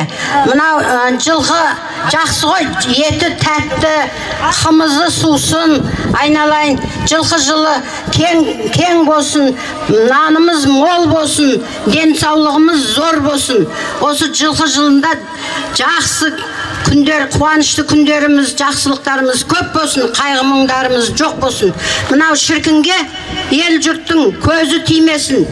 көз тимесін, сұқ көз тимесін, тіл көз тимесін, қазадан бәледен сақтасын, төтенше бәле саруайымнан сақтасын, дос дұшпанның табасынан сақтасын. Осындай қуаныштарымыз жылда өте берсін. Аман есен біз жете берейік. Қуанышымыз көп болып, тойымыз тойға ұласа берсін. Аман болайық. Ай, бәрекелді. Рахмет, аналарымызға бір құрмет қылып қойыңыздар. Айналдым ана деген асқақ аттан, ұлдарың тойды жасап топқа шапқан. Бүгінгі бұл мереке сіздердікі, тойларың той қаласын болып жатқан. Сенің анаң алтын, менің анам алтын, құлпыра бер ағайын, аман болып жалпың. Ақ жеңгелер әнім, сұлу қыздар сәнім, ақ жаулықты анаға қол соғыңдар бәрің. Мейрамкүл апам алтын, күлім апам алтын, айдындайын апама шапала құр халқым. Ақ жеңгелер әнім, сұлу қыздар сәнім, шіркін деген ағайын, той көріңдер бәрің. Той қаласын, апа. Рахмет, айналайын. Мынау ұлыстың ұлы күні, мынау Наурыз мейрамы құтты болсын. Барлығыңызға бірінші денсаулық тілеймін. Жұртым, елім аман болсын, ағайын жұртым аман болсын. Мынау істеген Наурыз мейрамы құтты болып, жылдан жылға, ендігі жылға Құда қаласа одан да қызық, одан да үлкен бола берсін. Мынау осыны ұйымдастырған жастарға, мынау классастар, солар істеп жатыр. Құдай солар өмірі ұзақ болсын, дені сау болсын, семьяларында бақытты болсын. Міне рахмет сол балдарға. Айналайын өсіп өне беріңдер. Жолдарың ашық болсын, несібелерің мол болсын, дендерің сау болсын. Амандық болсын, Наурыз жылға ұласа берсін. Жұртымыз әдемі, мына барлығы ақтай болып, әдемі киініп алған. Мына ұйымдастырған, мына жаңағы әншіміз, мына ұйымдастырған, мына тамадық жігітіміз, бәріне рахмет. Айналайын, жолдарың әр уақытта гүлдеп жүре берсін, ашық болсын, несібелерің мол болсын, дедіміз сау болсын ағайын. Мен рахмет айтатын қызым бар. Мына осы шіркіннің қызы Таңсық. Құрдасымыз, бәріміз жастымыз. Бізді қуантып, осы апаларды, мынау жас апалар артымыздан келе жатқан үлкен апаларымыз бар, бәрімізді жинап, қуантып, мынау кимешекті сол қызымыз әкеп кигізген. 24 апаға. Соны мен бір жақсының жақсылығын айт, нұр тасысын деген сөз бар. Осыны айтайын деп отырмын. Таңсық қызымызға рахмет. Айналайын, бәрімізді кимешек кигізіп, мінекей қандай әдемі жарасып тұрмыз. Соның арқасы. Дені сау болсын, бала шағасы аман болып, солардың ортасында шауып шапқалап жүрсін. Ол бүкіл Қазақстанға, онан кейін Қырғызстанға Тоқаевтың қолынан медаль алған сондай қыз. Сөйтіп төркіндеп келіп, бәрімізге осындай кимешек кигізген. Дені сау болсын, бақытты болсын. Айналайын, Таңсық, естіпесең мына телевизорден бе бір жерден көрсетесіңдер ме? Сол кезде естіп, айналайын, рахметімізді жаудырып жатырмыз Таңсық қызымызға. Көп жаса, бақытты бол, бала шағаңа рахатын көріп өстіп, қуантып жүре бер бәрімізді. Айналайын. Бәрекелді, рахмет. Апа, бер тұрыңыз енді, суретке түсіп алайық естелікке, Наурыздан естелік. Мен түсе беріңіздер, мен түсейін астарыңызға. Елдің ақ жауықты аналар аман болсын.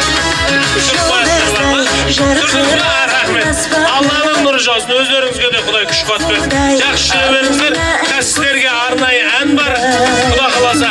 Оған дейін де қазақтың үлкен салт дәстүрі бар ағайын. Сол бір мынау той екенін сезініп, осы бір керемет салт дәстүрімізге кезек береміз. Енді әншілердің көптігіне байланысты кішкене уақыттан сәл кешігіп жатырмыз, айып етпейсіздер. Мынау тұсаукесер рәсім болады. Осы елдің азаматы Батабек бауырымызбенен кенже келініміздің шаңырағында дүниеге келген Мариям қызымыздың тұсауын кесеміз. Ортаға Мариям қызымызды алып келіңіздер. Және де ұстаздық еткен жалықпас, үйретуден балаға деп, міне нөмірі 52-ші Мұстафа Өзтүрік атындағы жалпы білім беретін мектептің директоры Құрманова Қарлығаш апайымызды қол қошеметпенен шақырамыз. Осы мектебіміздің орыс тілі пәнінің мұғалімі, Шертаева Зульфия апайымызды зор қошеметпен сахна төріне шақырамыз ағайын. Қошеметтеп отырайық ағайын, той құтты болсын. Бөбегім шын көңілмен, тілегім бол өмірде, тұса алмасын қадамың сенің. Той-той, балапаным қаз-қаз, ботақаным байқап, қадамыңды бас. Домбыра керек, домбыра. Балапаным қаз-қаз, Домбыраға кетіп қалды ма? ботақаным байқап, Микрофон қоясың. Қош микрофон. Апайларымыз келді. шының бөбегім, қалауыңды берейін, тай-тай Апайларымыз келді ма? Рахмет, міне, бір ауыз тілектеріңізді айтып. Саламатсыздар ма, мына құрметті Шіркін ауылының тұрғындары, ағалар, аталар, менің апаларым, менің жеңшелерім, келіндерім. Мынау ұлыстың ұлы күні біздің Қарлығаш апай екеуміздің Мариям қызымыздың тұсаукесі бұйырып тұр екен. Сіздердің қошеметіңіздермен, сіздердің мақұлдауымен біз осы тұсаукесерді бастайық.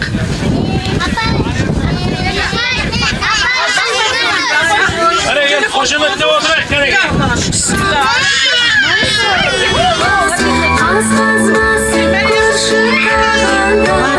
Марияш қыз сәл қорқыватыр екен.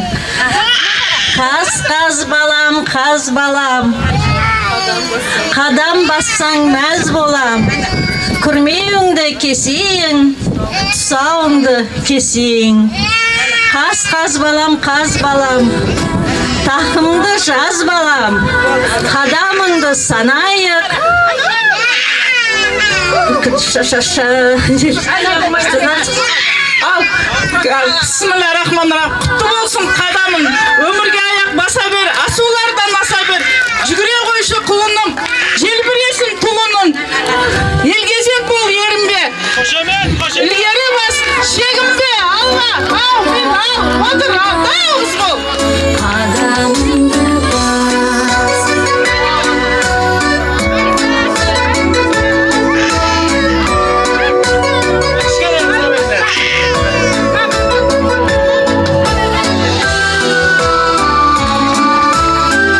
Бәрекелді, машалла.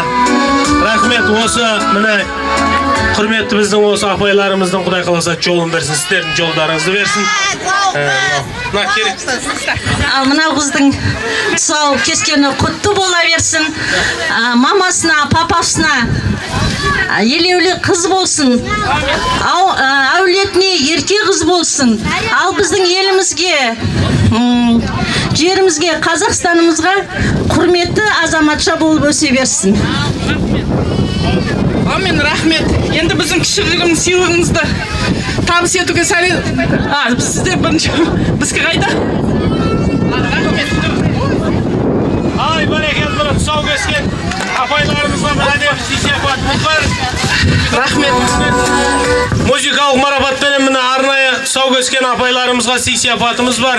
Құдай қаласа біздің Мариям қызымызға осы апайларымыздың жолын берсін, өсіп өніп, Құдай қаласа қазақ деген халқына, еліне, жеріне қызмет ететін адал азаматша болсын. Құрмет қылыңыздар ағайын.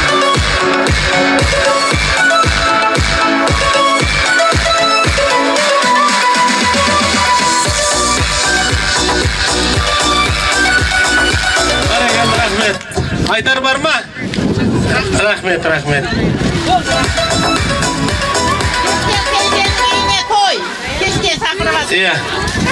Ал құрметті халайық, мына бүгінгі Наурыз құтты болсын.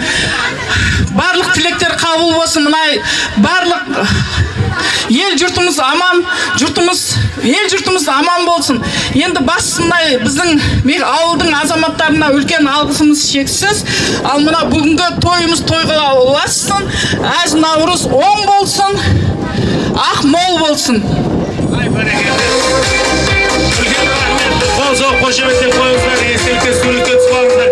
Енді осы жерде жаңағы мынау жүлделі орын алған жігіттер бар, бер марапаттап жіберейікші. Ағалар жақындаңыздар, жаңа кір тасын көтеру, жаңағы арқан тартыс бар осы жерде, жаңа қошқар көтеру, сол сый-сияпатын беріп жіберейікші. Бер жақындаңыздар шкана.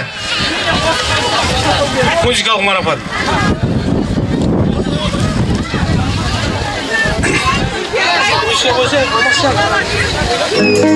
Жаңағы жүлде алған жігіттердің жүлдесін беріп жіберейікші. Бер жақындап тұрыңыздар. Жүлде алған жігіттердің жүлдесін беріп жіберейікші. Қошқар көтеруден жүлде алған жігіттер бер жақындап тұрыңыздар. Ұйымдастырып отыр кісілер. Бер келіңіздерші. Қазақ болып туылмағанда не терім, бұл жалғаннан бақыт таппай өтерім. Желдей жүрек шымсынынбей жалғанда, аламанда атоздырмай кетерім. Қазақ болып туылмағанда не терім, өкініштен өртенерім өтемін. Қасиетті домбыраны қолға алмай, қошқар көтеру бойынша, мына арқан тарту, мынаяқта жаңағы ойындар бойынша жүлде алған кісілерді марапаттап жіберейік те, қаяқтасыздар сізде ма? Әлбек қайдасың? Байдуллаев.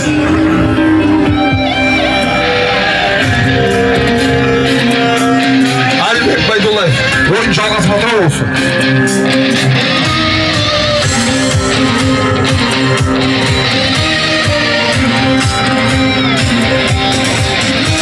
Қазір. Ағайындар бері жақындаңыздар, мынау спорттық ойындардан мынау жүлде алған кісілерді бір марапаттап жіберейік. Қара, бері жақындаңыздар, бері жақындап тұрыңыздар. Енді осы жерде гир көтеруден бірінші орын алған Марат, екінші орын алған Ербол, үшінші орын алған гир көтеру бойынша Нұрбол, бері жақындап тұрыңыздар. Қошқар көтеруден бірінші орын алған Ербол, екінші орын алған Нұрасыл, үшінші орын алған Нұрбол. Ағалар бері жақындаңыздаршы. Қол күрестен Жантас бірінші орын, Ербол екінші орын, Сержан үшінші орын, арқан тартудан 83-тер бірінші орын, 11-ші сынып екінші орын, 10-ші сынып үшінші орын. Бір қол соқ қошеметтеп қойыңыздар кереке.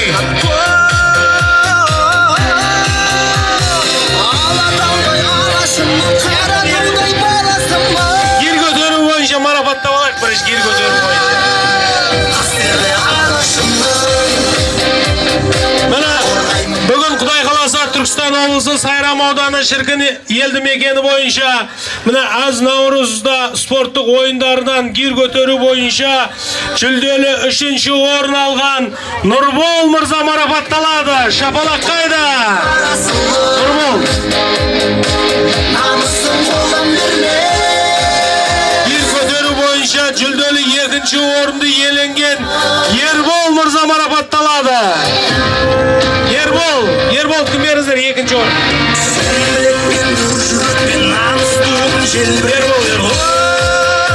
Гир көтеру бойынша жүлделі 1-ші орынды алып, жеңімпаз болған үшін Марат мырза марапатталады. Шапалақ ағайын.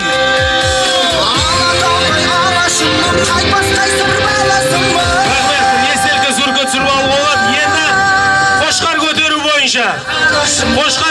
бойынша бүгін міне Құда қаласа аз Наурыз мерекесінде қошқар көтеру сайысы бойынша жүлделі 3-ші орын алған үшін Нұрбол бауырымыз марапатталады.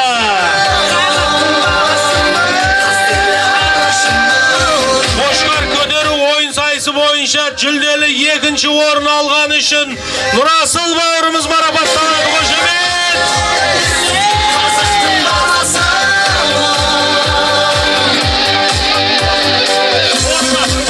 Рахмет. Арнайы 1-ші орынға Құдай қаласа Әліби Кенжебек мырзалардан Әліби мырза 5.000, Кенжебек мырза 4.000 теңге қосты осы жүлденің үстіне. Жалпы құны 24.000 теңге болды. Қошқар көтеру бойынша 1-ші орынды Ербол бауырларыңызға шапалақ ұрып қойыңыздар.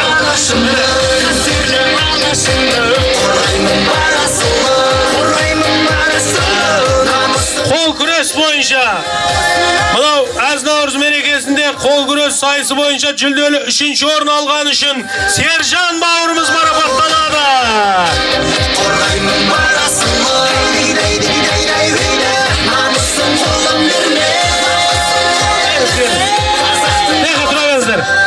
Қол күрес сайысы бойынша жүлделі 2-ші орын алған үшін Ербол бауырымыз марапатталады.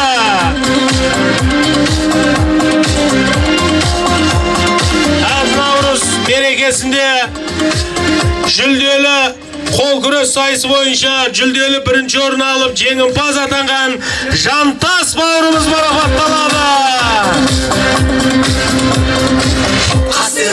Арқан тарту сайысы бойынша Наурыз мерекесінде арқан тарту сайысы бойынша жүлделі 3-ші орын иеленген үшін 10-ші сынып оқушылары марапатталады. Қошемет!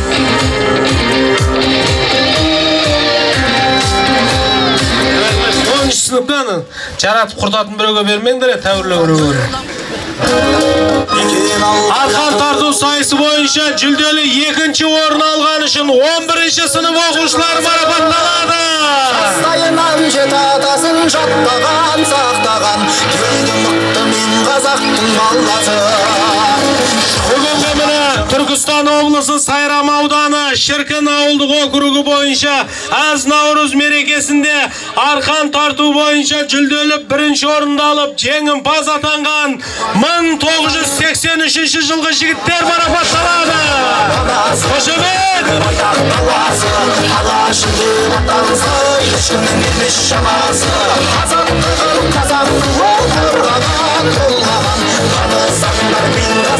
Енді бір естелікке суретке түсіп алайық, Бәрекелді.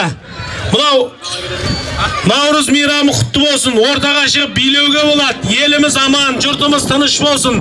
Патшаларға Алла сабыр берсін. Ауылдарыңыздың Алла ынтымағын берсін. Дәулет сіздерге дәулет, перзент сіздерге перзент берсін. Жылқы жылында атша жұмыс жасап, Құдай қаласа, ел аңсаған арманына, ойлаған мақсатына жете берсін. Еліміз аман, жұртымыз тыныш болсын. Тойда жолығайық, шіркіндік ағайын!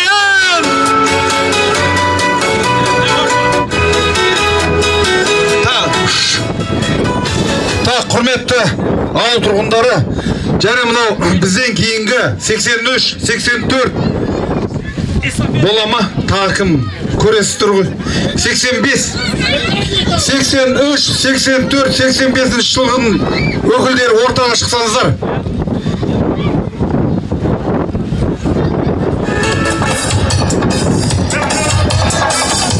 Музыкалық қошемет жігіттерге.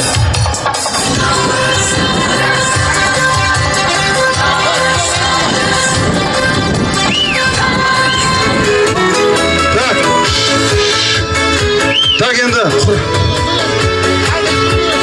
Мынау енді бір тілектерімді айтып жіберіңдер, одан кейін сіздерге эстафетаны официально тапсырамыз. Береке рахмет. Қадірменді ауыл тұрғындарына ұлыстың ұлы күні Наурыз мерекесі құтты болсын баршаңызға.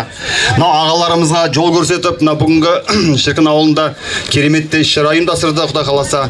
Әрбір шаңыраққа құт береке алып келсін Наурыз, зор денсаулық алып келсін. Тек аманшылықта, жақсылықта, осындай күндерде, қуанышты күндерде қауышуды насіп етсін Алла тағалам.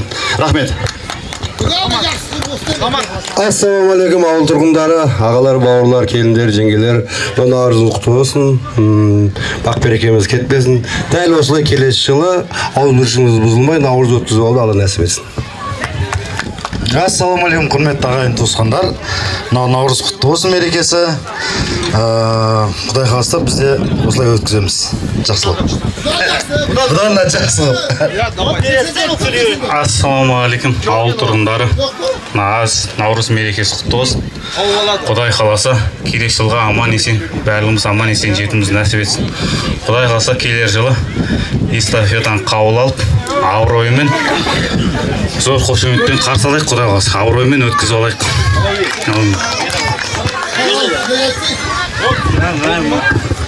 Не дейміз? Наурыз құтты болсын. Бәріңізге рахмет, ағаларға рахмет. Осыны керемет қылып өткізген. Не дейміз енді? Біздер Аллах нәсіп етсе өткіземіз, біздер осыны жақсылау өткізуге тырысамыз. Бәріңізді мерекені құттықтаймыз. Рахмет жігіттер, енді рахмет, келесі жылы Құдай қаласа Наурыз эстафета сіздерге өткізіледі. Енді сіздерге анау отырған Алтыбақан аманат, бұл шіркін ауылдың жеке меншігі Алтыбақан. Келесі жылы онен көресіздер, екеу болсын. Одан кейін мынау сахнамды, мынау байындырымызда, міне осы. Одан кейін ұсыныс, бір жылда біреуін бітіре алмасақ та жарысын болса да мынандай киіз үй істеп қояйық. Ауылға керек осындаймыз. Иә, мақұлма, мынау аманат, осы келесен ары қарай кете береді. Алтыбақанымыз, ағаштан әркімнен іздеп жүргеннен гөр дайын тұр міне. Құрамыз, әкеп қоямыз. Қазір жинап, оны бір жерге тиісті жерге қойып қоямыз. Көп рахмет.